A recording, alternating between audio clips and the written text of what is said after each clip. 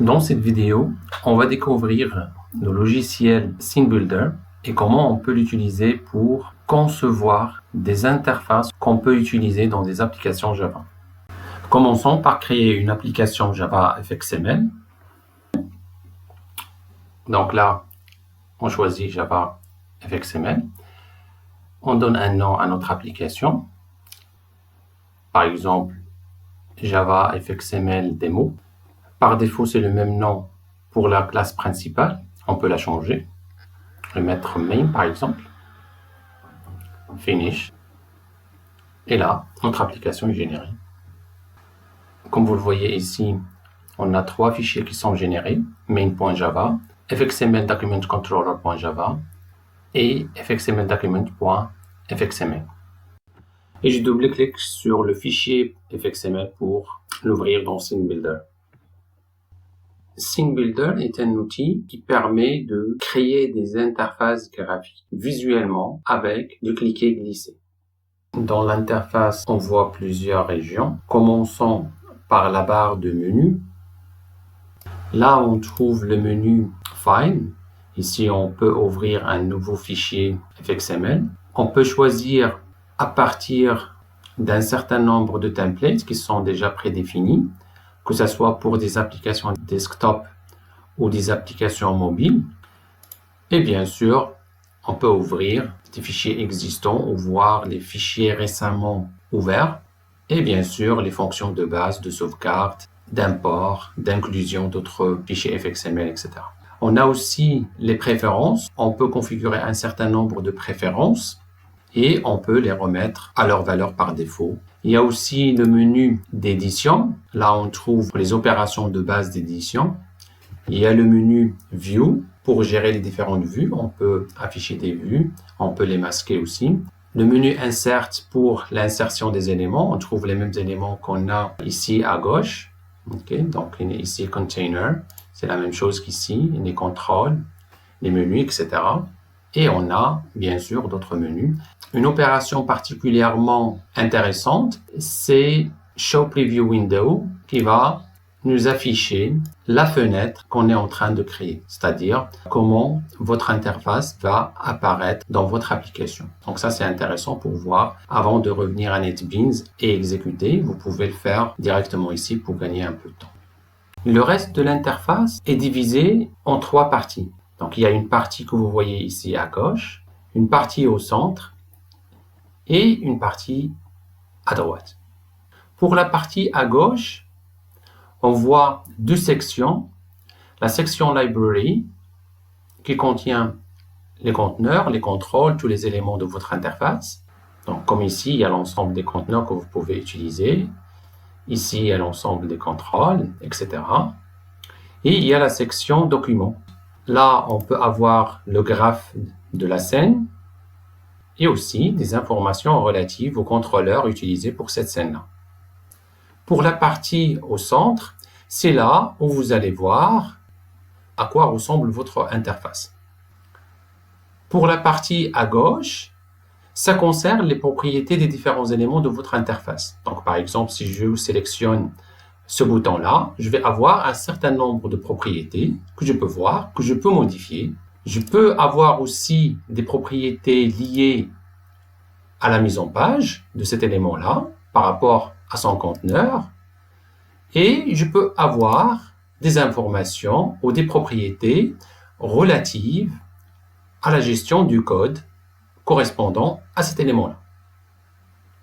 Essayons maintenant de modifier un peu cette interface-là afin de comprendre un peu le fonctionnement du logiciel SceneBuilder de façon particulière et de comprendre le fonctionnement des applications FXML de façon un peu plus générale.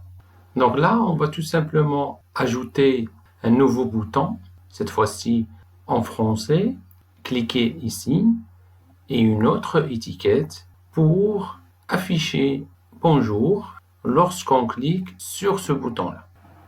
Allons voir d'abord comment fonctionne le bouton Click Me et le texte qui est affiché en exécutant l'application dans NetBeans.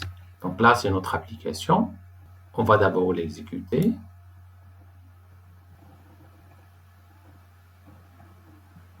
là, on aura notre sortie.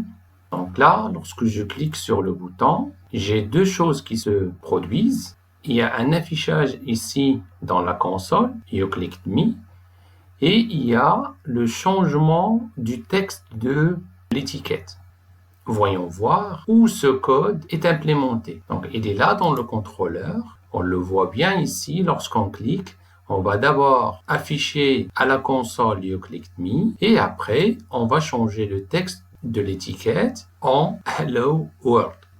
Fermons la fenêtre et revenons à notre scene builder. Donc là, on a le bouton Click Me. Donc ici, on voit les propriétés. Dans le texte, c'est Click Me. Et dans le code, on a donné un ID. On va parler de cet ID-là parce qu'il est très important lorsqu'on va manipuler des contrôles au niveau du contrôleur. Et là, on a le nom de la méthode à exécuter lorsqu'on clique sur le bouton Click Me, lorsqu'il y a une action. Donc, on action, je vais exécuter ce code-là qui est dans la méthode handleButtonAction. Et handleButtonAction, bien sûr, c'est cette méthode qu'on a exécutée qui est dans le contrôleur. Label, il faut spécifier un ID, comme ça, on va faire le lien avec les variables qu'on va définir au niveau du contrôleur. Sinon, on ne va pas avoir de lien entre l'élément de l'interface et les variables qu'on va avoir dans notre contrôleur. Donc maintenant, ajoutons le bouton et le label. Je peux l'ajouter ici. Je peux changer les propriétés. Ici, émettre, cliquez ici, entrer, et voilà.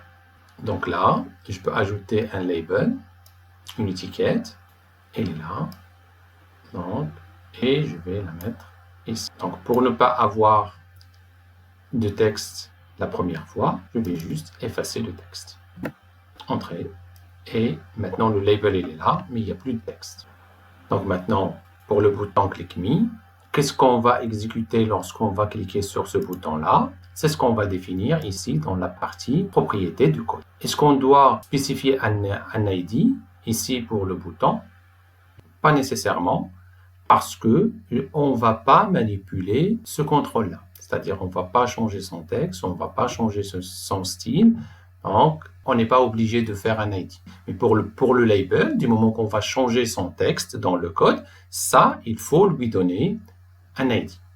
Donc là, lorsqu'il y a une action sur ce bouton-là, quel est le code qu'on va utiliser? Donc j'ai ici handleButtonAction. Donc je peux faire une autre méthode, handleButtonAction2. Et voilà. Et là, je vais aller dans cette méthode-là et définir quel est le code à exécuter. Donc je vais sauvegarder. Donc maintenant, pour le label que je viens d'ajouter, il faut donner un ID. Donc je peux mettre label 2. Donc maintenant, j'ai un ID, mais toujours pas de texte. Je sauvegarde.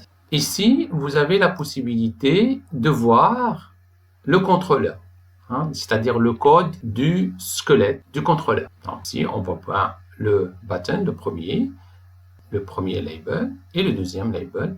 Le deuxième bouton, il n'y a rien, parce que je n'ai pas donné d'ID. Et bien sûr, pour les méthodes, il y a deux méthodes, la méthode qu'on avait au départ et la méthode qu'on vient d'ajouter ici.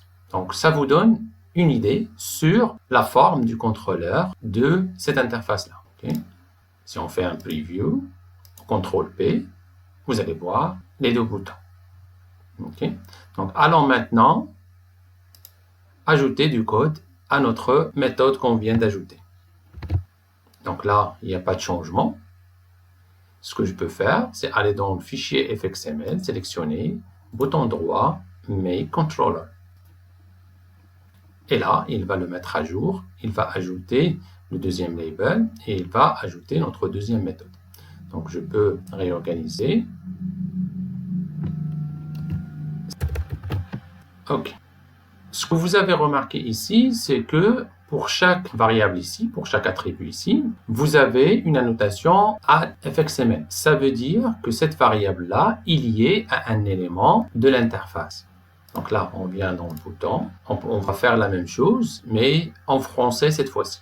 Donc, on peut faire system.out.println, on va afficher bouton de cliquer et on va changer le texte du deuxième étiquette.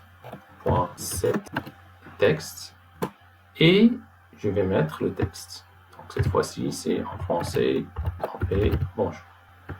On sauvegarde et là, je vais faire un clean and build pour reconstruire mon projet. Et là, j'exécute mon fichier. Donc, si on fait clic me, ça donne le même résultat. Cette fois-ci, si je clique sur cliquer ici, ça va me donner ici bouton de cliquer et ici bonjour. Donc, ça marche comme prévu. Donc maintenant, pour résumer, dans une application Java FXML, on sépare la partie interface de la partie traitement. La partie interface est définie dans un fichier FXML qui va définir les éléments de l'interface et la partie traitement est définie dans un fichier Java qu'on appelle le contrôleur qui contrôle le traitement, la logique de l'application, les actions sur l'interface et les différents événements qui peuvent se produire sur l'interface. Le lien entre l'interface et le contrôleur est fait à l'aide de certains attributs qu'on peut définir dans le fichier FXML. Par exemple, pour dire que le contrôleur de l'interface FXML Document et FXML Document Controller, on a ici l'attribut contrôleur et on spécifie le contrôleur. De la même façon, on peut lier les différents éléments de l'interface ou variables utilisées dans le contrôleur. Et ça, en donnant des ID pour chaque contrôle de l'interface qu'on veut utiliser dans le contrôleur. Donc, par exemple, ici, on voulait changer le texte du label. On a donné ID label à ce contrôle-là. De la même façon, on a donné l'ID label 2 à la deuxième étiquette. Pour spécifier les méthodes à exécuter lorsqu'il y a un événement qui se produit, comme ici par exemple dans le premier bouton, on a spécifié handle button action lorsqu'il y a une action en utilisant l'attribut onAction. Et de la même façon, pour le deuxième bouton, lorsqu'il y a une action sur ce bouton-là, allez exécuter cette méthode-là qui s'appelle handle button action 2 qui se trouve dans le contrôleur précédemment spécifié pour l'interface. On peut faire ça directement ici en éditant le fichier FXML ou bien on peut utiliser Scene Builder pour le faire. Donc, comme vous le voyez ici, on peut spécifier le contrôleur de cette interface à partir de cette section Document et sous-section contrôleur. Là, on a bien spécifié le contrôleur pour cette interface-là. Et ici, on voit les contrôles avec leur ID, c'est-à-dire les contrôles dont on veut des références dans le contrôleur. Et pour gérer le code à exécuter, on a bien entendu ici, pour le contrôle, on peut spécifier quelles sont les méthodes à exécuter lorsque un événement se produit. Et pour les ID, on peut les définir ici de la même façon à l'aide de l'attribut ID. Dans la prochaine vidéo, on va voir un peu plus en détail le fonctionnement de ce modèle qu'on appelle MVC, Model View Controller.